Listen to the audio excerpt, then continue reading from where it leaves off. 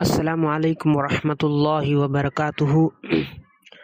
Subscribe کیجیے FB Asif YouTube channel کو اور بیل آئیکن کو پریس کرنا نہ بھولیں تاکہ ہر نئی ویڈیو کی نوٹیفیکیشن آپ تک پہنچتی رہے۔ السلام علیکم ورحمۃ اللہ وبرکاتہ۔ میں نے عرض کیا کہ دعوت ایک عملی محنت ہے، دعوت ایک عملی محنت ہے۔ جس طرح عبادت ایک عملی فریضہ ہے بدن کے استعمال کا، خدا کی قسم دعوت بھی اسی طرح ایک عملی فریضہ ہے بدن کے استعمال کا۔ حضور اکرم صلی اللہ علیہ وسلم نے صحابہ کرام کو ایک طریقہ محنت پر ڈالا تھا۔ وہ طریقہ محنت یہ تھا کہ تم دعوت دے کر ایک آدمی کو اپنے کسی بھی طرح اس کے ماحول سے نکال کر اپنے ماحول میں لاؤ۔ میرے دوستو عزیزو، اسی علماء نے لکھا ہے کہ ایمان کا کمال اس میں ہے، ایمان کا کمال اس میں ہے کہ تم مسجد سے باہر سے لوگوں کو دعوت دے کر انہیں سمجھا کر اپنے ساتھ انہیں مسجد کے ماحول میں لے کر آؤ۔ یہ امر بالمعروف نہی عن المنکر کی اصل عملی شکل یہی ہے جو بالکل امت میں سے ختم ہو چکی ہے۔ لوگ کتابوں میں اوامر لکھ کر، اخباروں کے کالموں میں منکرات کو لکھ کر سمجھتے ہیں کہ یہ دعوت کا طریقہ ہے۔ نہیں، یہ دعوت کا طریقہ نہیں ہے۔ اس دعوت کے طریقے سے ایمان کی تکمیل نہیں ہوگی۔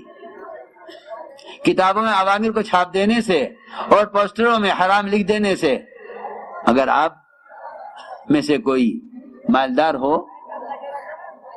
اور وہ دین کی خدمت اس کو سمجھے کہ میں بہت ہزاروں لاکھوں کی تعداد میں پوسٹر چھپواؤں جس پہ لکھوں سود کھانا حرام ہے، اور یہ سارے پوسٹر اور بازاروں میں دکانوں پر چپکا دیے جائیں جس سے لوگ سود کھانا چھوڑ دیں، تو میں سمجھتا ہوں کہ اس سے سود کے چھوڑنے کی اور اس حرام سے بچنے کی استعداد کبھی پیدا نہیں ہوگی۔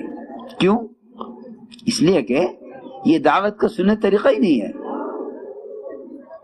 یہ دعوت کا سنت طریقہ ہی نہیں ہے۔ منکرات لکھ کر دینے کی چیز نہیں تھی، معروفات لکھ کر دینے کی چیز نہیں تھی، بلکہ امر معروف اور نہی عن المنکر یہ ایک عملی محنت ہے جس کے ذریعے منکر کرنے والے کے ماحول کو تبدیل کرنا محنت ہے۔ ہماری بات توجہ چاہتی ہے بہت۔ منکر کے ماحول کو بدلنا، تبدیل کرنا، منکر کرنے والے کے ماحول کو بدلنا۔ اسی لیے علماء نے لکھا ہے کہ امر معروف اور نہی عن المنکر یہ ان کی عملی محنت ایمان کی تکمیل کا سبب ہے۔ میری بات توجہ چاہتی ہے بہت۔ تبلیغ میں بات کے پہنچانے کا، علم کے لینے اور دینے کا طریقہ وہی ہے جو صحابہ کے زمانے میں تھا کہ علماء کی صحبت میں رہ کر علم حاصل کرو، اس علم کو لے کر امت کے پاس جاؤ اور انہیں وہاں سے سمجھا کر اس ماحول میں لے کر آؤ۔ اس لیے اس عملی محنت سے ایمان میں کمال پیدا کرنا مقصود ہے۔ یہ ہے وہ اصل بات جو مولانا صاحب کے ملفوظات ملتی ہے، مولانا صاحب کے بیانات ملتی ہے کہ اگر اس محنت کا کوئی نام رکھتا تو اس کا نام تحریک ایمان رکھتا کہ یہ ایمان میں کمال پیدا کرنے کی محنت ہے۔ یہ ایمان کے بنانے کا طریقہ ہے، ایمان میں کمال پیدا کرنے کی محنت ہے۔ اس پر سب توجہ سے بات سنیں کہ اس سے ایمان کی تکمیل کا اور اس سے ایمان میں زیادتی ہونے کا کیا مطلب ہے اور اس کی کیا عملی محنت ہے۔ ایک نہیں، متعدد صحابہ سے یہ بات ثابت ہے کہ وہ مسجد سے باہر گلیوں میں، گھروں پر، بازاروں میں گشت کرتے تھے اور لوگوں سے کہتے تھے کہ آؤ ہمارے ساتھ۔ صحابہ سے فرماتے تھے۔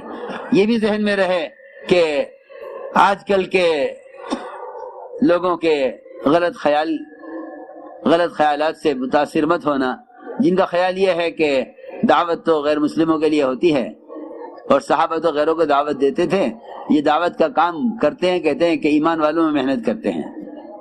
حالانکہ ایسا نہیں ہے۔ ایمان لانے کا حکم ایمان والوں کے لیے ہے۔ صحابہ کی محنت کا بڑا حصہ وہ ہے جو صحابہ محنت صحابہ پر کرتے تھے، صحابہ محنت صحابہ پر بھی کرتے تھے۔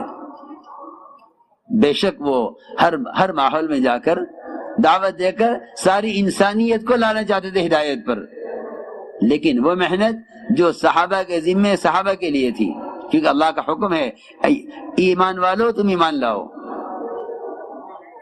ایمان والو تم ایمان لاؤ۔ اس حکم کو صحابہ کیسے پورا کرتے تھے؟ یہ صحابہ کرام مسجد میں ایمان کے حلقے قائم کرتے اور صحابہ سے ملاقاتیں کر کے کہتے آؤ ہمارے ساتھ تھوڑی دیر کے لیے میرے پر ایمان لے آئیں۔